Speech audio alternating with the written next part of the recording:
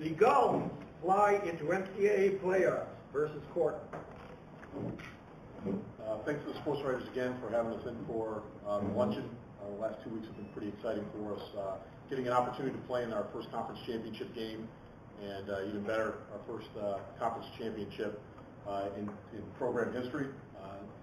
Significant accomplishment, I think, for our guys in our program, because we've only had football in Endicott for 8 years.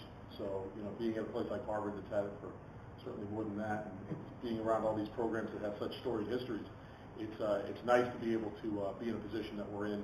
When I literally showed up there 8 years ago, there wasn't a football, a coach, a player, a uniform, a field, or anything to kind of base anything on. And for our guys to be holding up that trophy last weekend was a great accomplishment. It was very exciting. It was a great game. Last week we said that there were certain things that we had to accomplish to win the game, just like all coaches say. And it all started with trying to slow down their offensive attack. You guys all know that Maine Maritime led the nation in scoring, led the nation in yards, yards rushing, had the nation's leading rusher, or near the top of the leading rushers, in Jimmy Bauer. So number one was to try to slow Jim Bauer down. We didn't do that. He got 255 yards and rumbled and 8 yards to carry. I challenge anyone to stop him. He's a tremendous, tremendous football player. He does what they do well. However, on all the other points that we thought we needed to make was we needed to cause some turnovers, and we did that. Our outside linebackers, Nick Scazzaro and Oscar Moore, were kind of responsible for hitting the quarterback. They hit it, and he put the ball on the ground 4 times. We recovered 3 of those and converted points off of all 3. So that was a significant point for us. The second was that we felt that we had to weather the big plays that they were going to have, and they certainly did. They came out and hit us right at the beginning of the second half. Our guys didn't blink, and we were able to kind of weather those storms and be in a position to win the game at the end of the game, which was great from our defensive standpoint. So, 2 out of the 3 things we did on defense. On offense, we felt my best advice that anyone gave me playing them was outscore them. Thank you. How do you do that? We did that twofold.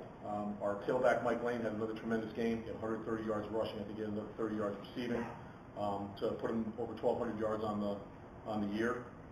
Had a great game. Had 2 touchdowns, 1 rushing and 1 receiving. And then our quarterback, Phil Kanaka, was the William J. Matola player of the game.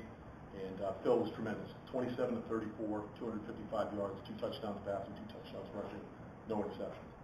And certainly the key point of the game was we had a roughing the punter called on us, and they scored in 3 plays off of that. Gave us the ball with 3 minutes to go, 1 timeout, and Phil literally took the team, put them on his back, 5 passes down there, touchdown, and we're in a position to win the game. Made it exciting though at the end. There was a personal foul called on the touchdown, which I still haven't found on film, and we had to kick off from the 15. And so we gave Maine Maritime an opportunity at the end, which was kind of like what happened last year with them. And they did get a chance to throw it in the end zone on us. And our cornerbacks played real well because we forced them to pass, played the receiver just perfectly. And the ball was actually caught. It was caught out of bounds in the end zone. And so on the last tick of the clock, we won the football game. And so we really couldn't have scripted it any better. I'm very proud of our team. Defensively, Kevin Egan had another tough, good game for us. He's an all-star last year and had a great game. Our cornerbacks, Bill Hickey and Kyle Castellanos, played extremely well. And I'd say, our offensive line, we rotated about 7 guys in there, didn't give up a sack, and put up those kind of numbers offensively. You got to give credit to those guys too. So, very proud of our team. We're headed to the NCAA tournament now for the first time. We're going out to Cortland State, SUNY Cortland, and they've got a great club. Big, strong, fast, all the intangibles, champions of the NJAC. And but I told our guys, we hang around there at the end. I give our team a pretty good chance to win against anybody. So hopefully we'll be back here next week and talking about our next opponent. So thanks to everybody. Congratulations to the gold helmet winners. You guys very, very well deserved. And good luck to everyone that's playing next week.